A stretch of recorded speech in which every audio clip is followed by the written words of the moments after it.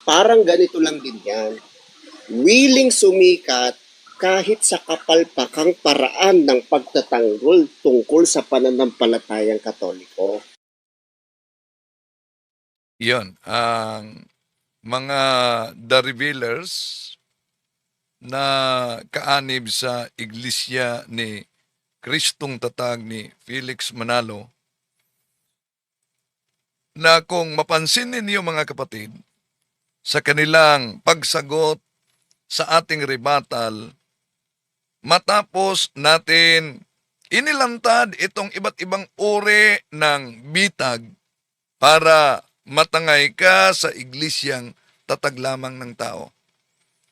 Ang ginawa ng mga INC Defender, lalo na itong The Revealers, ay pawang pamimersonal. Willing daw sumikat kahit palpak.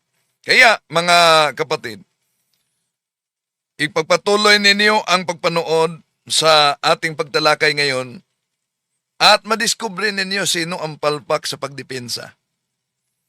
Alam naman ng karamihan na ang ating layunin ay ipakita natin ang mali o misinterpretation sa kanilang aral gamit yung pagputol-putol sa mga aklat Katoliko.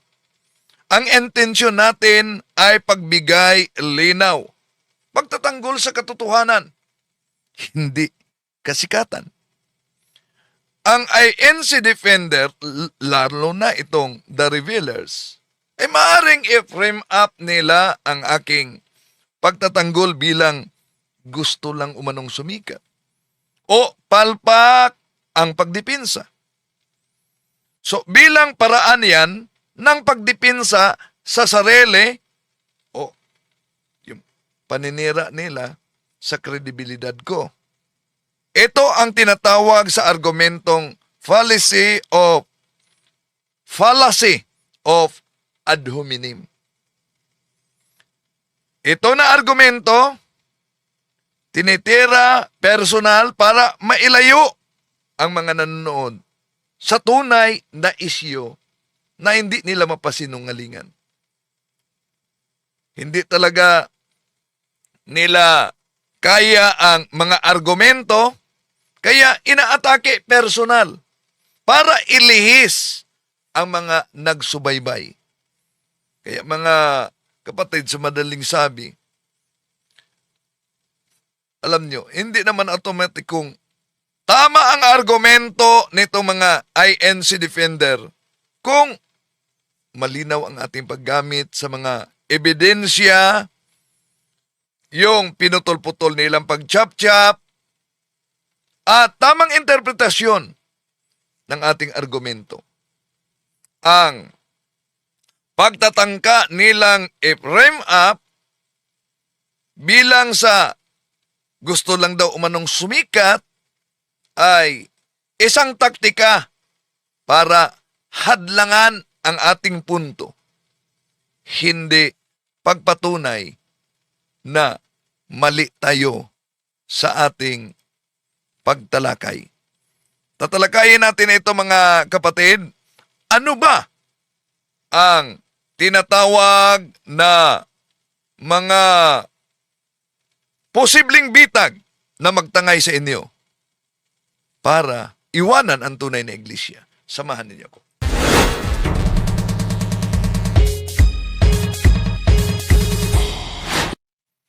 Kumusta? Welcome. Ito yung lingkod, Brad Wendell Talimong, muli kasama ninyo. At di natin layunin talaga na saktan ang ating mga kapatid. Ang banal nating layunin, mga kapatid, sa ating pagtalakay dito ay ang ipakita ang mali o misinterpretasyon sa matagal na nilang mudos. Ang ating intensyon ay ang pagbigay ng linaw o pagtatanggol sa katotohanan. Hindi layunin ang kasikatan. Pero inanyayahan namin kayo mga kapatid, kung maaari, isubscribe ninyo Ka Vurnok, Fact Busters PH, pangalawang channel natin, Pananampalataya at Katuwiran. Nasa link ito. At hello kay Cycle Minded sa Bacoor, Cavite. Kung mag-comment kayo, maaari ilagay ninyo ang inyong address kung saan kayo nakabase para alam natin at malaman natin kung saan nakaabot ang video ito. Ulitin natin, huwag kalimutang pindutin ang like sa ating live at huwag ding kalimutang mag-subscribe at pindutin ang bell button, mag-comment at i-share ninyo sa mga kapwa Katoliko, kahit na sa hindi Katoliko, para yung mga kasalukuyan nga nagsaliksik sa katotohanan sa pamamagitan ng ating pagtalakay ngayon, magiging gabay ito sa kanila sa pagyakap sa tunay na iglesia. Ang ating Panginoong Jesucristo mismo ang nagsabi, Sanctifica ius in veritate, Juan 17:17, Sanctifica ius in veritate, sermo toos veritas est. Sa pagkakataong ito, mga mahal na kapatid, sasagutin natin punto por punto etong matagal ng argumento na nagbunga naman ang kanilang modus dahil daming mga inosente na natangay. At nang sinagot natin ang kanilang ad hominem, Parang ganito lang din yan. Willing sumikat kahit sa kapalpakang paraan ng pagtatanggol tungkol sa pananampalatayang Katoliko. willing sumikat lang daw. At kahit sa paraang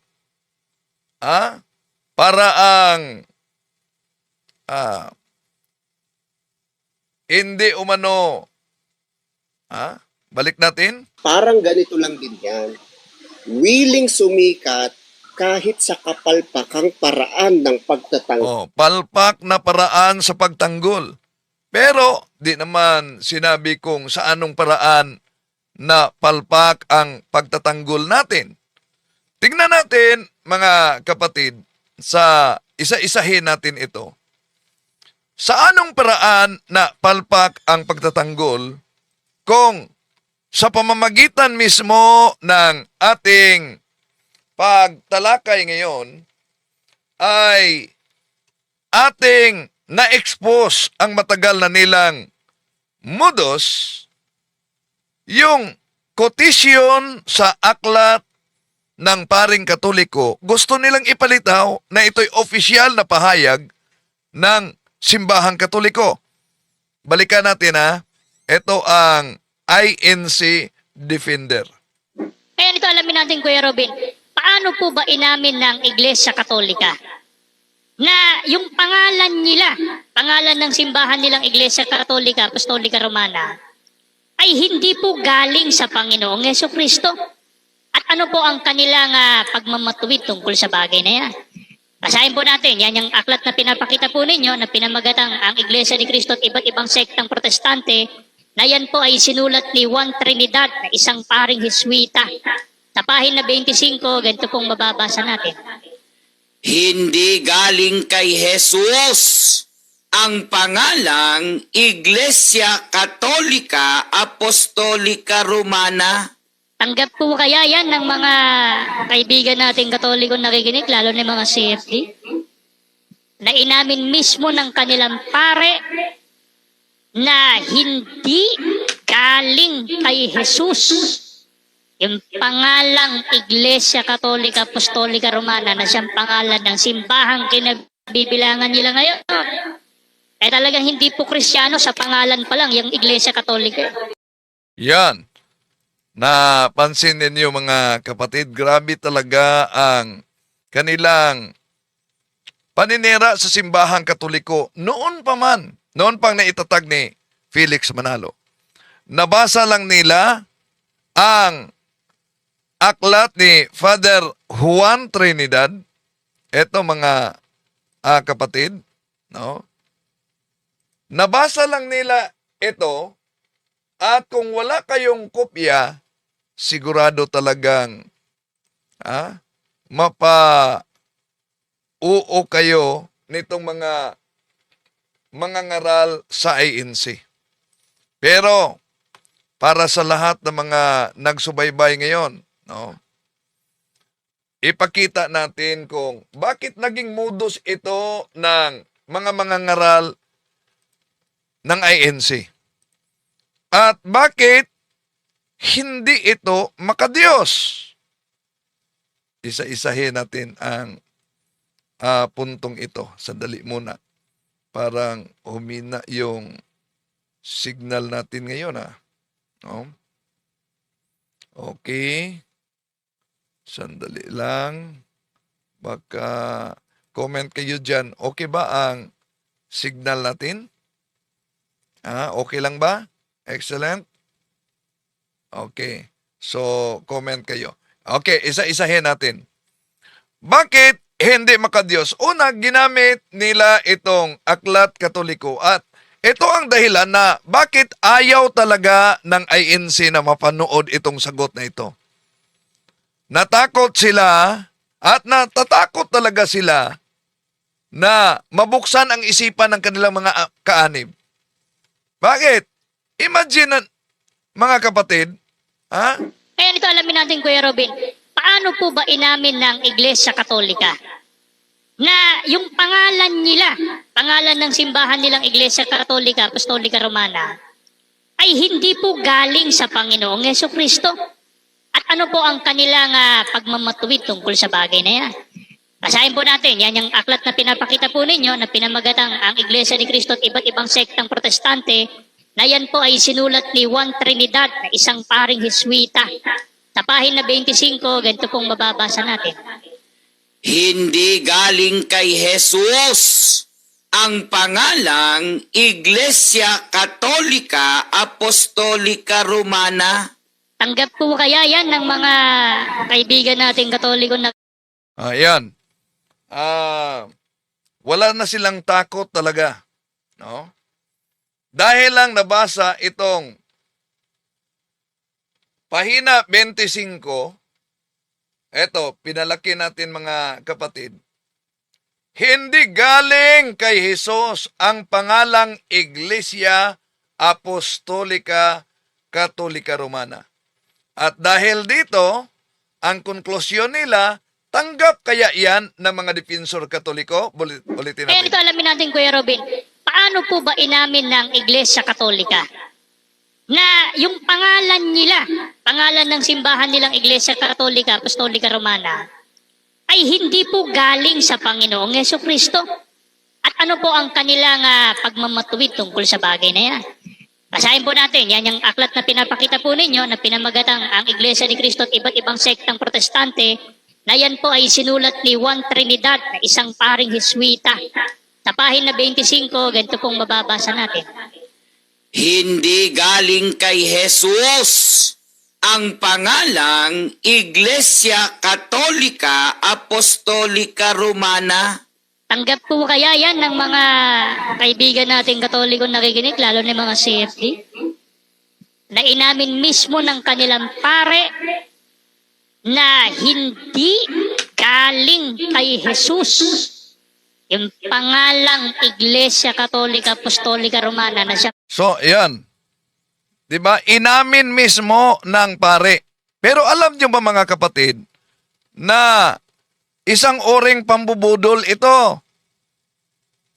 Bakit? Una, simulan natin ang pagbasa sa pahina 24.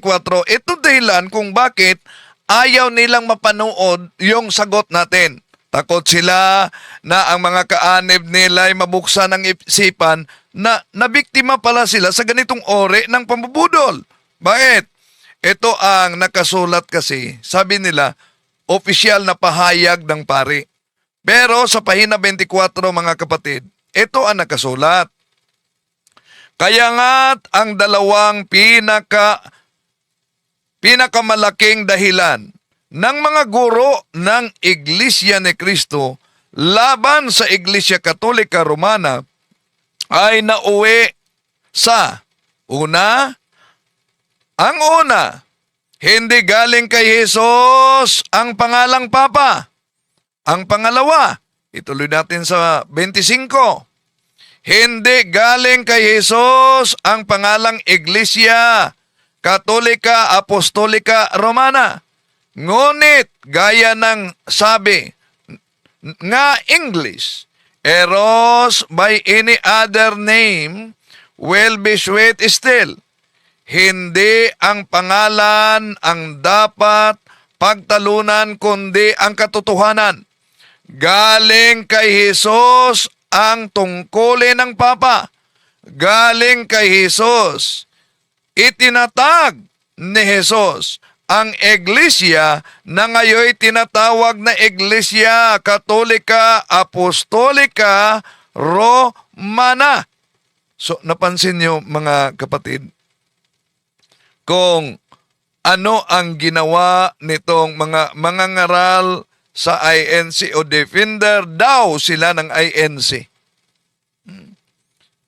Na ang kotisyon ng pare gustong ipalitaw nila na opisyal na pahayag ni Father Juan Trinidad, pero kung may kopya kayo kahit sinong mga kaanib nila, ito pala ay kotisyon ni Father Juan Trinidad sa mga tindig ng ministro ng INC, pero sinagot. Kaya, ang paraang ginagamit nila ay malinaw na hindi makadiyos talaga. Bakit hindi makadiyos? Dahil pinalabas nila na doktrina ang hindi naman doktrina. Alam naman sa mga nagbasa, lalo na sa mga ministro ni Manalo, na yun ay hindi opisyal na pahayag ng pare, kundi pahayag ng kanilang mga ministro at sinagot ng pare. Ang sulat o pahayag ni Father Juan Trinidad sa aklat na ito, mga kapatid, na ang Iglesia ni Cristo at iba't ibang siktang protestante, sa pahina 25, itinago nila ang katotohanan. Itinago nila ang katotohanan na pahayag pala ito ng ministro na sinagot ni Father Juan Trinidad base sa ating ipinakita sa inyo. Ano sa palagay ninyo? Di ba? Napakalaking kamalian na palabasin bilang ito'y isang doktrina ng buong simbahang Katoliko ang kotisyon na pinutol nila. Mga kapatid, alam naman ng karamihan at kahit sila na ang pagbaluktot ng konteksto upang ipalabas na tama sila ay binaluktot. Ginamit ang kapital ng kasinungalingan para lang ipalabas na tama sila. Hindi yan gawa ng Diyos.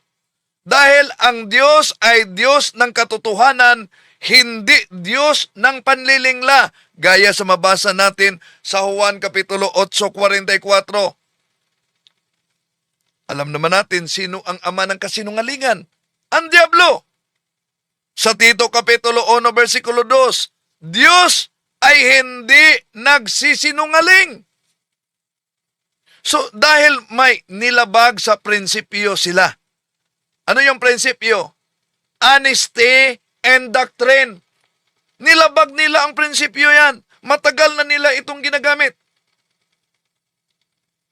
So, anumang relihiyon, mga kapatid, na kumukuha ng hindi opisyal na pahayag, lalo na pinuputo lang na alam naman nila na kotisyon yan galing sa ministro, at ipalabas nilang doktrina opisyal, pinatunayan ng paring Katoliko, gamit para siraan ang pananampalatayang Katoliko.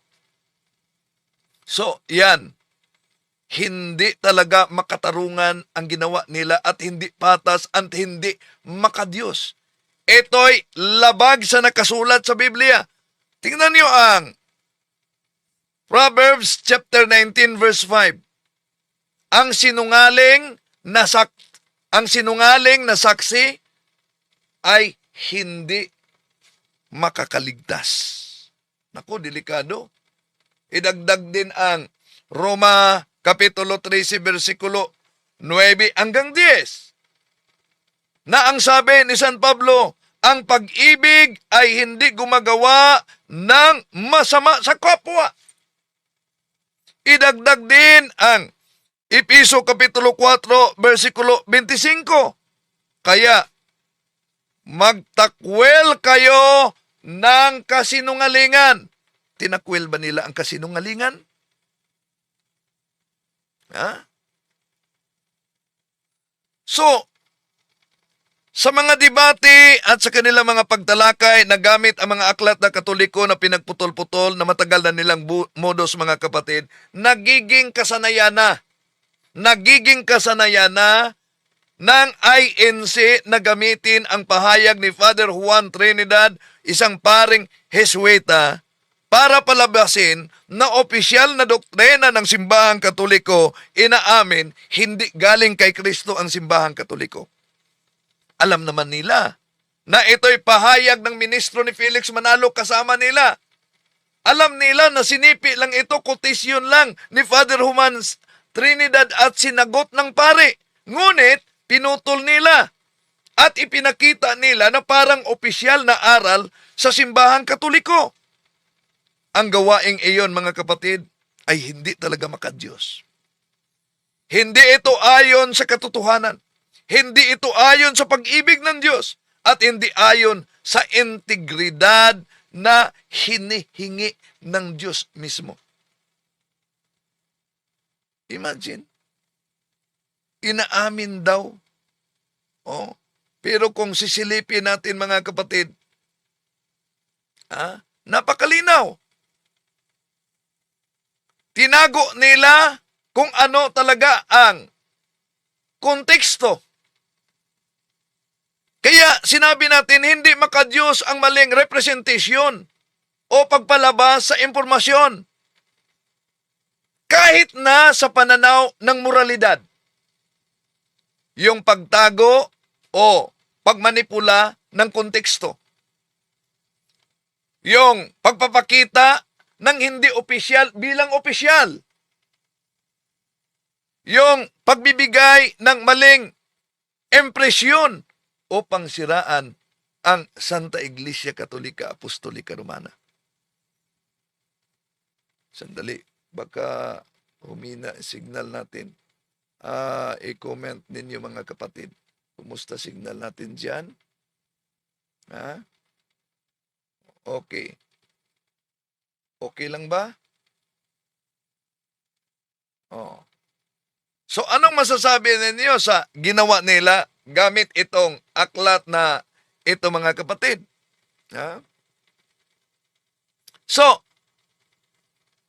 ang ginawa nila hindi talaga makadiyos dahil labag yan sa katotohanan, lalo nang labag sa katarungan. Okay. At meron pa silang ginagamit, mga kapatid, na aklat Katoliko dahil sabi nila, pagtagpi-tagpi kasi nila ito.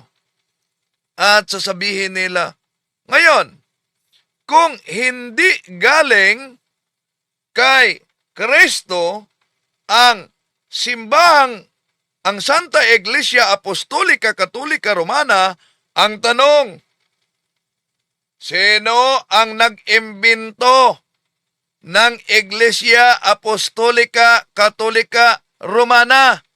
Yun ang kanilang taktika. At isang aklat na naman ng Katoliko ang gagamitin nila. At ano yung aklat na yan? Ito. Yung pangalan nila ngayon na opisyal. Kailan po nabuo yan? Basahin po natin sa kanilang aklat pa rin.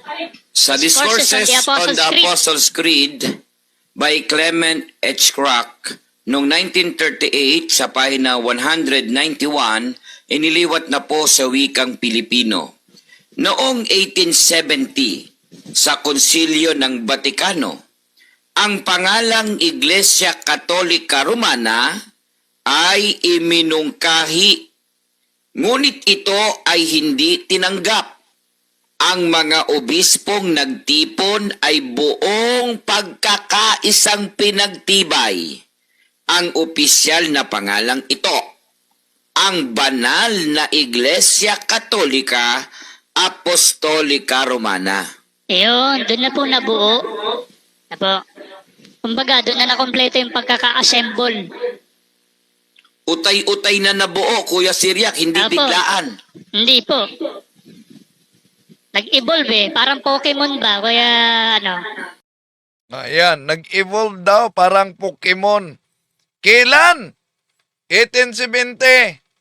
At ipalabas nila mga kapatid na yung ibang pasugo magasin nila, ang simbahang katoliko daw na itatag ng mga obispo. Kailan? 1870. Ayon sa aklat ni Father Clement H. Crack na ang pamagat ay Discourses of the Apostles' Creed sa pahina 191. Tama ba yon? Na dahil sa nabasa nila na the bishops assembled unanimously decided upon this official name, the one Holy Catholic Apostolic Roman Church, as descriptive of Christ Church. Pagkatapos ang konklusyon, ang mga obispo ang nagtatag sa simbahang katoliko. Kailan? 1870. Tama ba yon? Mga kapatid, napakalaking mali. Hindi tama kung ganon ang pagpalabas ng mga ministro ng Iglesia ni Cristo. Ang sinabi ni Reverend Father Clement H. Crock sa kaniyang aklat, The Apostles' Creed, Discourses of the Apostles' Creed, sa pahina 191, ay hindi ito nagtuturo na ang One Holy Catholic Apostolic Roman Church ay nagsimula lang noong 1870. Ganun na ba kababa ang kanilang komprehensyon? Hindi din ito nagtuturo na ang mga obispo ang nagtatag sa One Holy Catholic Apostolic Roman Church 1870. Kung ganyan ang ipinakita nila mga kapatid, maling paglabas sa konteksto at hindi ayon sa tunay na kahulugan sa aklat na ginagamit nila. Bakit? Hindi naman sinasabi ni Reverend Father Clement H. Crack na ang mga obispo ang nagtatag sa simbahang katoliko sa One Holy Apostolic Catholic Church, Roman Church. Ang sinasabi niya ay sa paglipas ng panahon, ang istruktura ng simbahan, lalo na ang tungkulin ng Papa at ng mga obispo, ay mas nilinaw na maipahayag sa pamamagitan nitong konsilyo. Unang konsilyo sa Vaticano, 1870. Hindi sinasabi sa naturang aklat, ang Roman Catholic Church ay likha lang ng mga obispo. Mali. Hindi din sinasabi sa naturang aklat, 1870 nag-umpisa ang One Holy Catholic Apostolic Roman Church. Mali sila. Ang tinutukoy, ang konteksto sa naturang aklat, ito'y kaugnay sa historical development ng government at doctrine. Formal na pagpapahayag ng mga turo ng simbahan sa pamamagitan ng General Council of the Church at paglilinaw, hindi pagbuo at hindi pagtatag ng bagong iglesia. Ano ba ang tunay na kahulugan sa One Holy Catholic Apostolic Roman Church? Doon ba sa konsilyo idiniklara yon ang pagsimula? Hindi. Sa aklat nga ni Felix Manalo na binasa natin, napakalinaw. Kahit sa konsilyo ng Nicaea, ang One Holy Catholic Apostolic Roman Church, binanggit na. Kaya mali ang kanilang argumento. Sa sulo, mabasa natin yan. Mali ang kanilang argumento na 1870 nagsimula ang One Holy Catholic Apostolic Roman Church. Sa 1st and 5th century, mga kapatid, ayon sa mga church fathers, una, Sa taong 107 Anno Domini, si St. Ignacio, siya ang unang gumagamit sa salitang Catholic Church in order to distinguish between the true church and the schismatic churches during his time. Si St. Irenaeus naman sa taong 180 Anno Domini, tinatawag niya na ang Iglesia Universal Church founded by Jesus Christ. Kaya sa Council of Nicaea, yung tinatawag na Nicene Creed sa 325, official na binabanggit, we believe in one Holy Catholic Apostolic Roman Church. Lahat ito ay bago pa nangyari ang First Council of Vatican in 1870. Kaya mali kung 1870 ay ipinalabas nila na doon nagsimula ang One Holy Catholic Apostolic Roman Church. Maling-mali.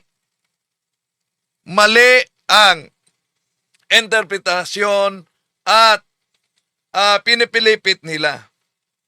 Ang Iglesia ni Kristong Tatag ni Felix Manalo, mga kapatid, kadalasan ay kumukuha ng linya mula sa mga aklat Katoliko, pero hindi kasama yung buong konteksto. Yan. At ipalitaw, 1870 lang nag-exist ang One Holy Catholic Church. Gayong ang tamang kahulugan ay in 1870 at the Vatican Council, the bishops assembled unanimously decided the official name, the One Holy Catholic Apostolic Roman Church. Ibig sabihin, in 1870, formally defined the doctrine, not the church. Kaya, ang paraan ng paggamit nila sa aklat Katoliko, mga kapatid, sa kanilang pagpangaral, yun ang tinatawag na quote mining. Yung quote mining, meaning miscontextualization. Yun ang ginagamit ng mga ngaral sa INC. Kanilang pinapublish yan sa kanilang aklat. Tinatalakay nila paulit-ulit sa telebisyon at sa radyo. Pero maling-mali sila. Hindi tamang kung ipalabas ng Iglesia ni Kristong Tatag ni Felix Manalo na sa aklat ni Father Clement H. Crack nagsabing 1870 nagsimula ang One Holy Catholic Apostolic Roman Church at ang mga obispo daw ang nagtatag ng One Holy Catholic Apostolic Roman Church. Dahil ang aklat na yan ay tumutukoy lamang sa Vatican Council I, 1870 bilang development ng doktrina, hindi sa pagkatatag ng Iglesia. Yun po ang malinaw, mga kapatid. Pero, meron pa silang iba pang mga aklat Katoliko na ginagamit, mga kapatid. Ano ba yun na aklat Katoliko ang ginagamit nila? Ito, ang isa pang aklat Katoliko. The Roman Catholic, ang may akda ay si Reverend Father Edward Taylor. Ito, pinagtagpi-tagpi nila ang mga aklat Katoliko. Kaya Talibong, huwag mo kaming dayain. Mag-upload ka ng isang consistent na mga pagpapahayag para depensahan ang inventong ginawa ni Ignacio sa iglesia ninyo. Oh, yan. Imbento, dahil imbento ni San Ignacio, mga kapatid, ang simbahang Katoliko, dapat dipinsahan ko. Kaya nga, ating sinagot, at ano pa? Dapat nating alamin kung hindi galing kay Kristo, maganda yung tanong nyo kanino galing yung Katolika? Basahin na po natin sa page 3. Katolika. Ito ay unang ginamit ni San Ignacio, obispo ng Antioquia sa Syria, na pinatay noong 110 AD.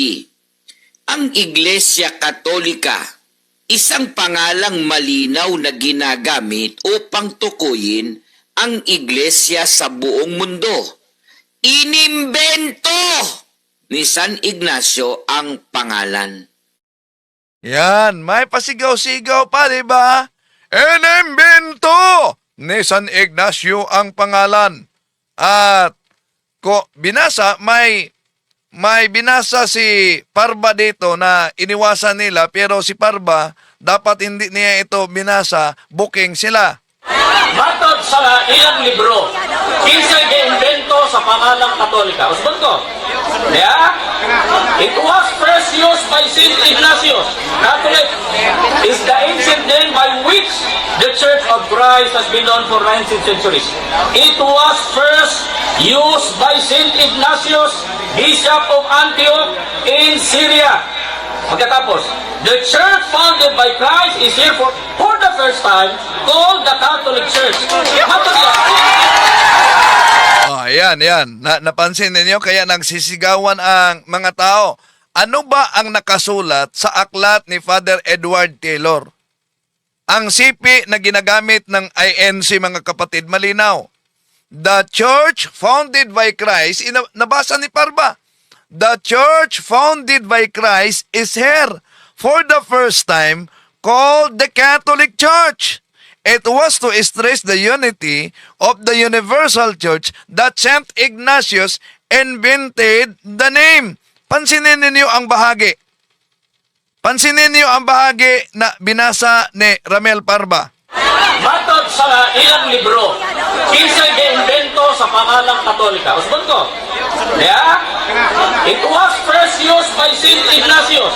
Catholic is the ancient name by which the Church of Christ has been known for 19th centuries. It was first used by Saint Ignatius, Bishop of Antioch in Syria. Pagkatapos, the church founded by Christ is here for the first time called the Catholic Church. Napansin ninyo, mga kapatid, ang konklusyon nila dyan, si San Ignacio daw ang nagtatag o nagkasalungatan na sa paggamit nila sa aklat na Discourses of the Apostles' Creed na 1870, itinatag ng mga obispo. Paggamit na naman sa aklat na ito na Roman Catholic ni Father Edward Taylor, si San Ignacio ang nagtatag daw. Pero napansin nyo ba ang unang bahagi? The church founded by Christ is here. Hindi pala si San Ignacio ang nagtatag. Base sa binasa mismo at nasaksihan ninyo sa pahayag ni Ramel Parba na ministro ng Iglesia ni Cristo. The church founded by Christ is here. Ulitin natin. Matod sa ilang libro, kinsay giimbento sa pangalang Katolika. Usbon ko. Yeah? It was first used by Saint Ignatius. Catholic is the ancient name by which the Church of Christ has been known for 19th centuries. It was first used by Saint Ignatius, Bishop of Antioch in Syria. Pagkatapos, the church founded by Christ is here for the first time called the Catholic Church. So, binasa mismo. Sila mismo ang nabutata sa binasa nila. Imagine, binasa the church founded by Christ, pagkatapos sasabihin, ang nagtatag ayon sa aklat Katoliko ay si San Ignacio. Ang sinabi ng aklat, hindi si San Ignacio ang founder, kundi siya ang unang gumagamit sa pangalan na Catholic Church para ilarawan ang iisang iglesyang itinatag ng ating Panginoong Hesukristo. Ano ba ang ibig sabihin ng invented the name? Ang invented the name ba pagkatatag sa iglesia? Sa English na theological at historical writing, mga kapatid, ang invented the name ay hindi yan nangangahulugang pagtatag sa bagong simbahan, kundi ang invented the name, siya ang unang gumagamit ng termino ito sa sulat na nakatala sa kasaysayan. Walang pagkakaiba. Halimbawa, mga kapatid, kung tingnan natin ang kasaysayan. Although, hindi sila Trinitarian, ang INC, pero sa kasaysayan, sino ang unang gumagamit sa terminong Trinity? Di ba si Tertullian, one of the Apostolic Fathers, nang ginamit at inimbento ni Tertullian ang Trinity, hindi ibig sabihin, mga kapatid, na siya ang nag-imbento sa Diyos Ama, Anak at Espiritu Santo. Sino ang unang nag-imbento sa terminong New Testament? Di ba si Tertullian din? Nang inimbento niya ang New Testament bilang pangalan sa bagong tipan, mga kapatid. Ibig ba sabihin na siya ang gumagawa at nag-imbento ng Bible? Hindi. Ganito rin ang kay San Ignacio na obispo sa Antioquia. Hindi siya ang nagtatag ng bagong simbahan. Siya, si San Ignacio, ang unang gumagamit sa salitang Catholic Church na sulat niya noong taong 107 Anno Domini.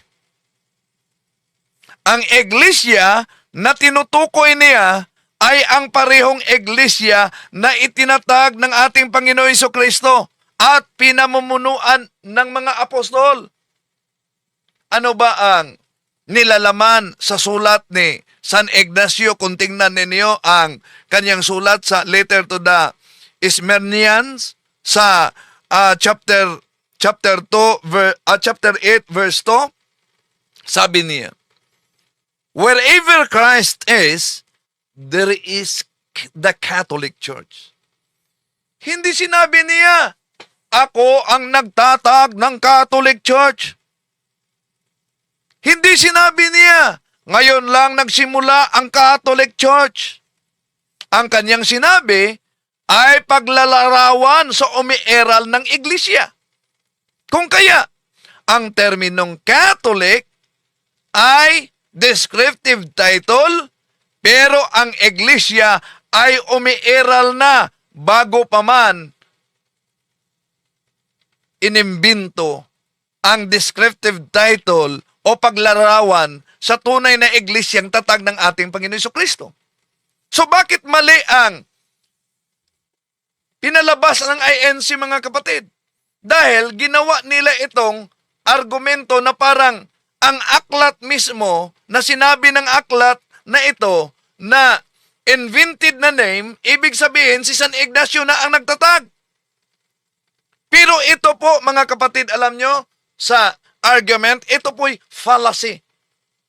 Ano itong fallacy? Ito'y fallacy of equivocation. Ulitin ko, fallacy of equivocation.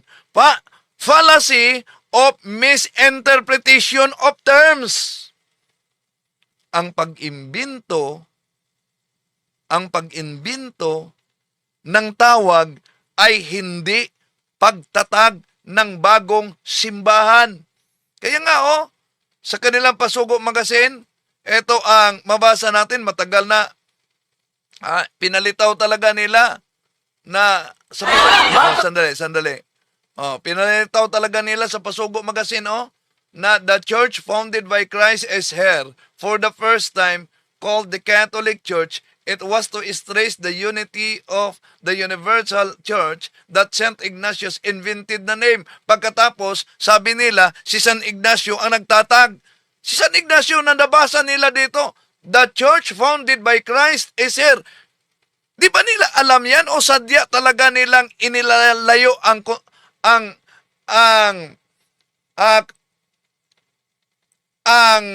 kahulugan sa naturang aklat, mga kapatid, o ilihis para ang mga inosente nating mga kapatid sa simbahang Katoliko ay matangay nitong argumento nila. At hindi lang yan, mga kapatid. Hindi lang yan. Kung sinabi nila na si San Ignacio ang founder ng simbahang Katoliko, Taliwas ito. Ha? Sandali ha. 1977. Kunin ko muna 1977.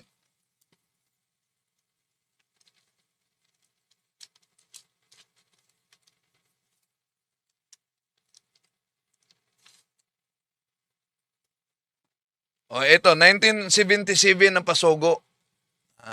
Bakit? Dahil sa ating pagsagot nito, may quotation ang kanilang pasugo.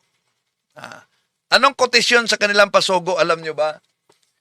Si Saint Ignacio na ginamit nilang invented the name ay nasa kanilang pasugo mismo magasin, mga kapatid, na si San Ignacio ay alagad ni San Juan. Kaya nga, nang nagamit natin ito, abay, natataranta na sila. Bakit natataranta? Ang binanggit ko,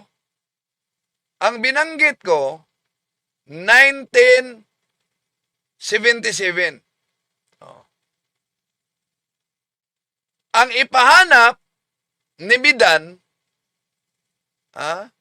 alam nyo ba? Ang ipahanap niya ay ang pasugo, hindi 1977. Kaya natataranta sila. Hanapin natin yung bahagi na yun, mga kapatid. Ito. Natataranta talaga dito. Kung kaninong alagad si San Ignacio, alagad siya ni San Juan Apostol kasama si Santo Policarpio. Saan yan mabasa? Ito, research naman pag may time. Kasama na Sige pala. nga, sige nga. Sige nga, Kasama na. ano yung bala niya, Kuya Robin? Ano yung bala niya? Biblia ba? Sige nga. Pasugo nga. Ito, mga kapatid. Pasugo, Pebrero 1977, Ano, palpak na naman. Pasugo, February 1977. Mga researcher natin, pasugo daw, February 1997. Binanggit ko na nga, 1977, pagkatapos ang ipahanap niya, pasugo, 1997. Ulitin natin. Kung kaninong alagad si San Ignacio, alagad siya ni San Juan Apostol kasama si Santo Policarpio. Saan yan mabasa? Ito, research naman pag may time. Kasama na Sige pala. nga, sige nga. Sige nga, Kasama na. ano yung bala niya, Kuya Robin? Ano yung bala niya? Biblia ba? Sige nga. Ito, mga kapatid. Pasugo, Pebrero 1977, Ano, palpak na naman. Pasugo, February 1977. Mga researcher natin, pasugo daw, February 1997. Screenshot lang natin. 1997? Sagutin natin ito.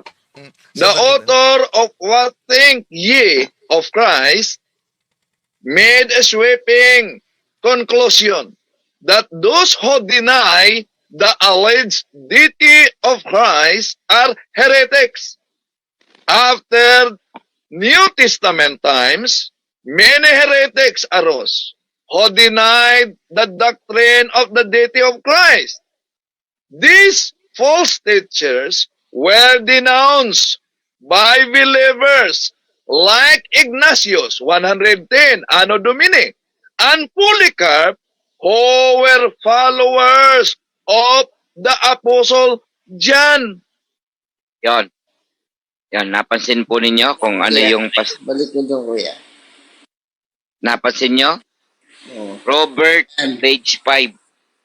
So, ibig sabihin, citation yan doon sa librong ginawa ni Robert. Yan. Ang kanilang palusot, mga kapatid, napansin nyo? Citation yan, quotation yan sa aklat ni Roberts na ang pamagat, What Think Ye of Christ? Yes, quotation yan. Bakit? Sapat na ba na pasinungalingan nila ang nasulat sa quotation na si San Ignacio ay alagad ni San Juan Apostol? Napakalinaw ang quotation. Ayon sa binanggit, ayon sa sipi na ang may akda ay si ministro ninyo, si Mr. Tomas Katangay. Yes, citation sa aklat ni Roberts na what think ye of Christ sa pahina 5.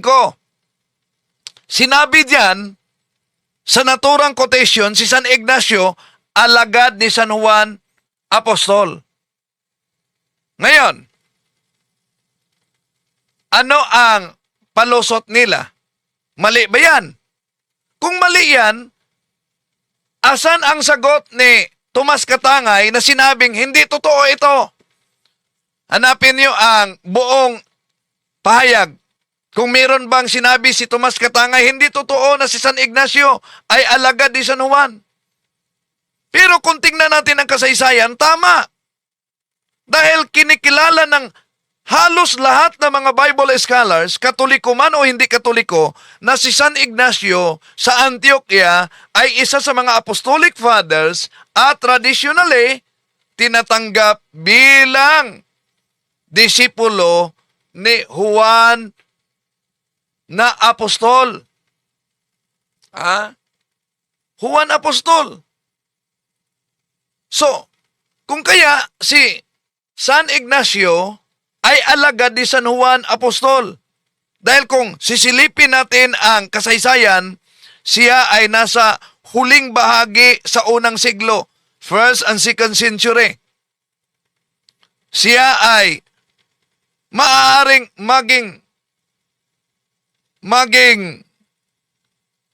si San Ignacio, Apostolic Fathers, isa sa mga Apostolic Fathers. Pagkatapos ng mga apostol sa panahon ng mga apostol. So bahagi siya ng umiiral na simbahan mula sa panahon ng mga apostol. Kaya tinatawag siyang Apostolic Father dahil siya ay alagad ni San Juan Apostol. Alam nyo, naging problema ito sa INC. Itong kotisyon na ito. Hindi lang, meron pang iba pang pasugo pero di natin gagamitin. Ihanda natin yan sa posibleng mga public debate, mga kapatid. Ito lang. Para may background sila, baka di nila alam, nakasulat yan pala sa kanilang pasugo magasin. Bakit maging problemang argumento ito sa ANC? Ito mga kapatid. Karaniwang ginagamit ng mga ministro ni Felix Manalo ang pahayag na it was St. Ignatius, invented na name, ito sa aklat na ito, na Catholic Church, it was first used by St. Ignatius. At tulad sa pagbasa nila nitong aklat ni Father Edward Taylor, na gusto nilang ipalitaw na ayon sa aklat si San Ignacio ang founder. Kaya, ang konklusyon nila mga kapatid, si San Ignacio raw ang nagtatag sa simbahang Katoliko. Malaking problema na argumento ito. Bakit malaking problema? Hindi maaring maging tagapagtatag sa isang bagay na umiiral na bago pa siya isinilang. Bakit? Si San Ignacio ipinanganak sa taong 35 Anno Domini. 35 to 50 Anno Domini. Namatay siya sa taong 107 Anno Domini. At sinabi ng kanilang pasugo na sinipi ni Mr. Tomas Katangay sa pasugo Pebrero 1977, alagad siya ni Apostol Juan noong circa 90s Anno Domini. So, ang tanong, kung may pagkatatag sa simbahang Katoliko, ayon na rin sa kanilang sinipi, ito ay dapat ang ating Panginoong Jesucristo ang nagtatag at hindi si San Ignacio. Kaya nga, makita natin sa kanilang pasugo nga nakasulat, I have nothing the fact that the Catholic Church, which exists to this day, could be traced back to the 1st century. Oh, nagkontrahan naman. Kung gamitin nila na itatag sa panahon ng 2nd century. Di ba? So, kung gagamitin natin mga kapatid mismo ang pasugo 1977 sa pahina 7. Malinaw, sinabi diyan, St. Ignacio, disciple of Apostle John. Dahil dito, malinaw na may dalawang di magkatugmang pahayag ang INC, kaya nagkaproblema sila. Sinabi nilang si Ignacio, founder daw ng Simbahang Katoliko. Pero sa kotisyon ni Tomas Katangay, sinabing si San Ignacio, alagad ni Apostol San Juan. Ibig sabihin, bahagi siya ng unang simbahan. Pero ginagamit din nila na si San Ignacio tagapagtatag daw ng Simbahang Katoliko. Ibig sabihin, wala pang Katoliko noon, ay siya na ang gumawa. Di ba nagkaproblema? Nagkaproblema talaga mga kapatid. Sa ganyang uri na argumento. Kung alagad, tinanong nga natin, kung alagad siya ni Apostol, batay sa kotisyon, Apostol San Juan, kung siya tutulan nila hindi alagad ni San Juan, kaninong alagad? Magugulat kayo sa sagot nila mga kapatid. Okay, balikan natin. Bakit nagiging imposible ang kanilang argumento na si San Ignacio ang nagtatag sa Simbahang Katoliko? Dahil batay sa Pasugo Magazine na ginamit natin, napakalinaw. Sa kanilang kotisyon, si San Ignacio alagad ni San Juan Apostol. Kung alagad siya ng apostol, imposibleng siya ang nagtatag ng Simbahang Katoliko. Dahil nandoon na ang simbahan habang nabubuhay ang mga apostol, lalo na si Apostol San Juan. Si Ignacio ay isa lang sa mga unang obispo, sa istrukturang iniwan mismo ng mga apostol. So, gumamit siya ng salitang Catholic Church dahil umiiral na ang simbahang itinatag ng ating Panginoon Jesucristo at gusto niyang bigyang diin ang pagiging universal sa iglesyang tatag ng ating Panginoon Jesucristo. Kaya mga kapatid, di ba? Malaking problema talaga. Mula sa Pasugo Magazine 1977 na may kotisyon, kung si San Ignacio ay alagad ni Apostol Juan, hindi siya maaring siya ang nagtatag sa Simbahang Katoliko. Ang ginawa lamang ni San Ignacio ay kilalanin ang universal na simbahang itinatag ni Kristo at pinangasiwaan ng mga apostol. At gamitin ang salitang Catholic Church upang ilarawan ang pagiging universal sa iglesyang tatag ng ating Panginoon Jesucristo. Kaya ang argumento ng mga ministro ni Felix Manalo na si San Ignacio ang nagtatag sa Simbahang Katoliko ay salungat sa history, salungat sa scholarship, at higit sa lahat, salungat sa mismong sinipi na nakasulat sa kanilang Pasugo Magazine. Ano ang kanilang argumento dito? Abay, hindi. Hindi yan tindig namin.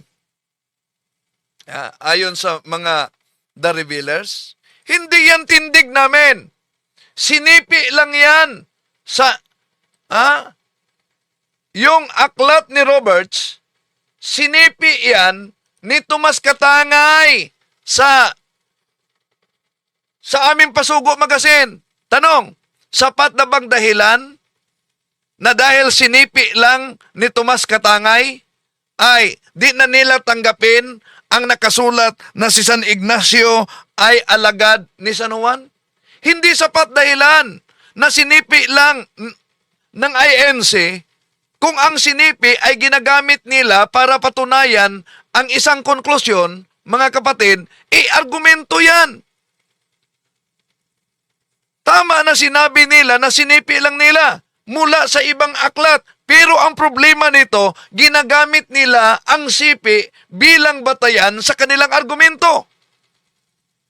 Kung tunay na hindi nila ito tindig, bakit ginamit nila ang sipi upang suportahan ang kanilang posisyon?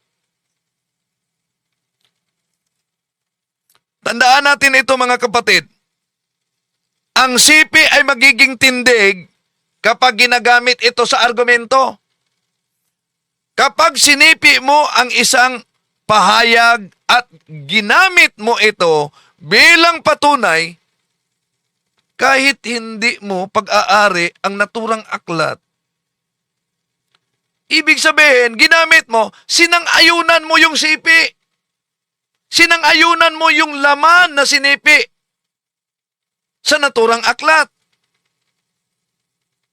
Ngayon, kung hindi nila sinang-ayunan, dapat, ang ginawa ni Mr. Tomas Katangay, sinabi niya, sinipi namin ito, ngunit mali ang sinabi ni Roberts sa kanyang aklat na si San Ignacio ay alagad ni San Juan Apostol. O kaya, pwedeng sabihin niya, hindi ito tama. Hindi namin ginagamit bilang patunay na si San Ignacio ay alagad ni San Juan Apostol. Pero hindi ito sinabi ni Tomas Katangay, wala kayong mabasa diyan sa kanyang pasugo. Sa pagsulat niya sa pasugo. Kung hindi totoo, mga kapatid, at hindi nila tinanggap, dapat nilinaw yan ni Mr. Tomas Katangay. Pero hindi yan ginawa ni Mr. Tomas Katangay. Ang ginawa niya ay kabaliktaran.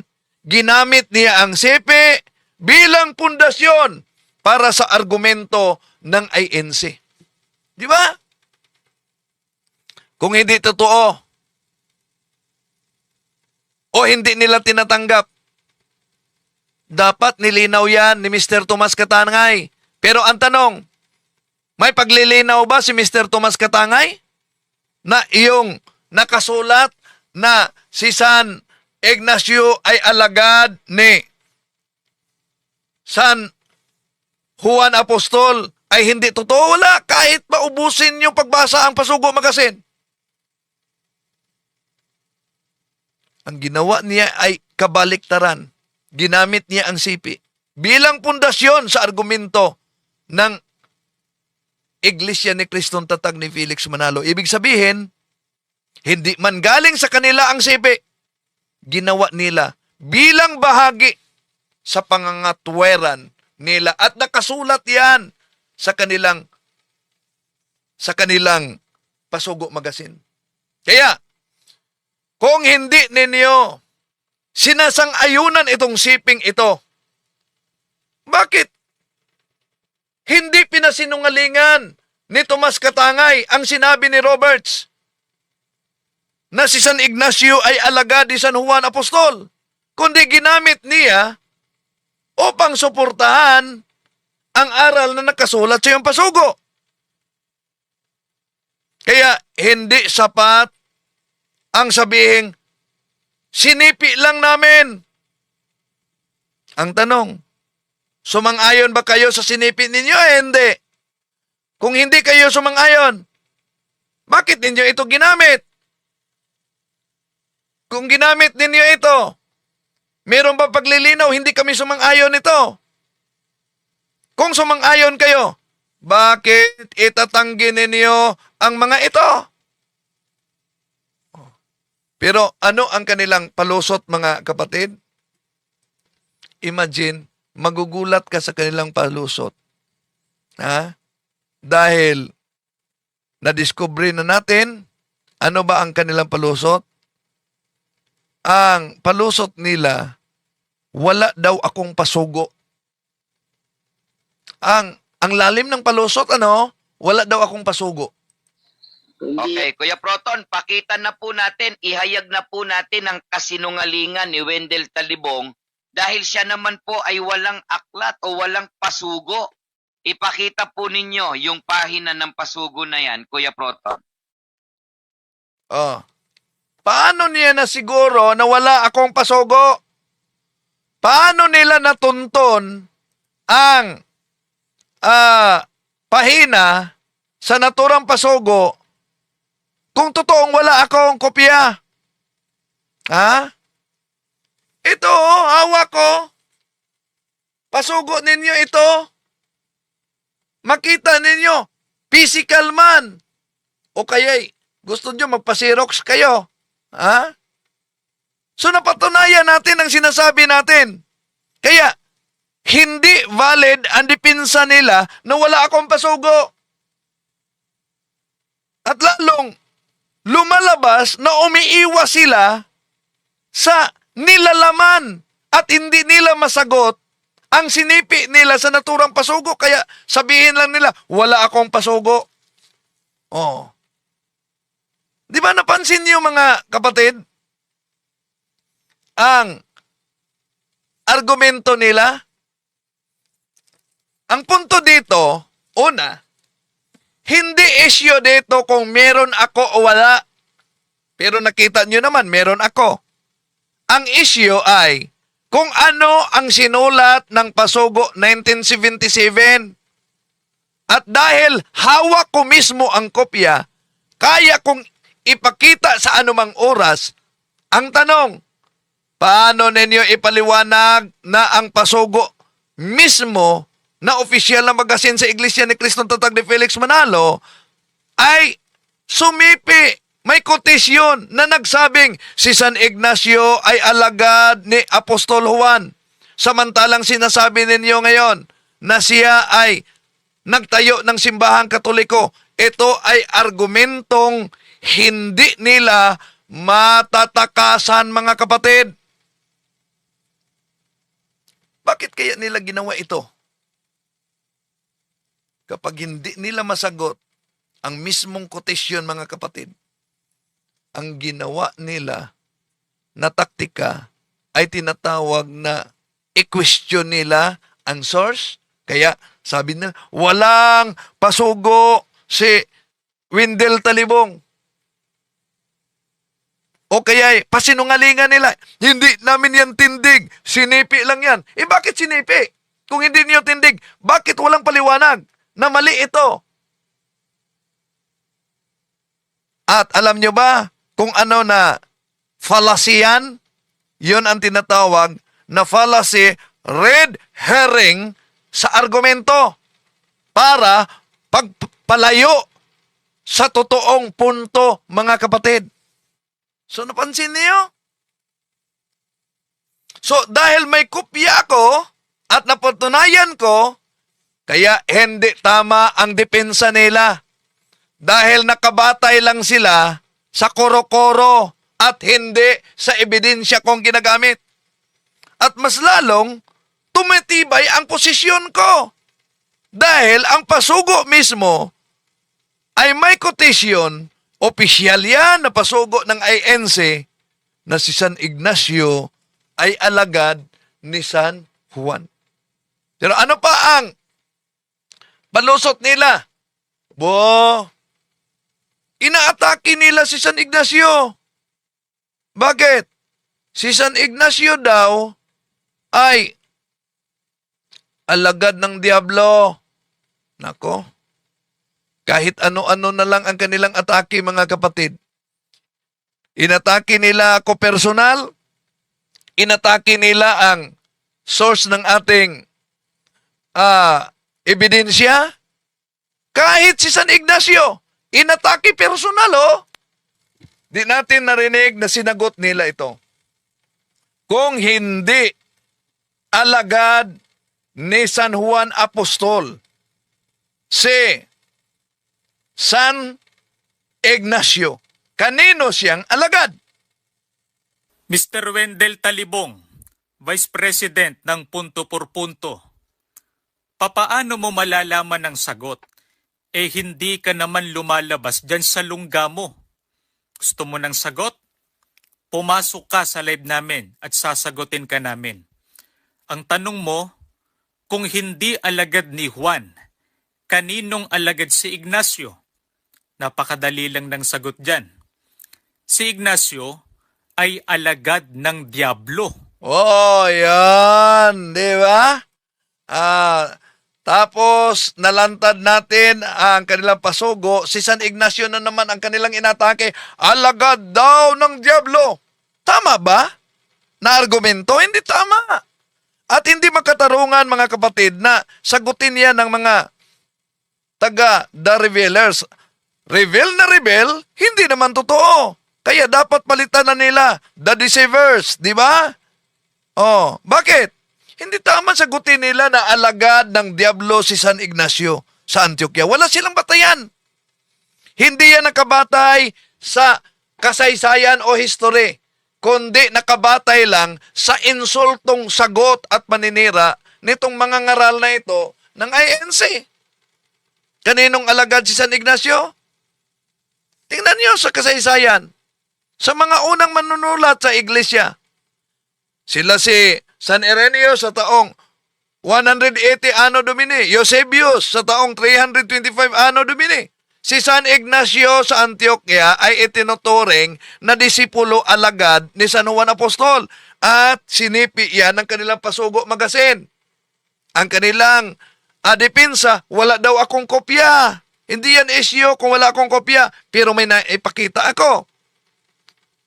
So, batay sa kasaysayan at tradisyon sa pananaw ng mga sinaunang Kristiyano, napakalinaw kung kaninong alagad si San Ignacio, alagad siya ni San Juan Apostol.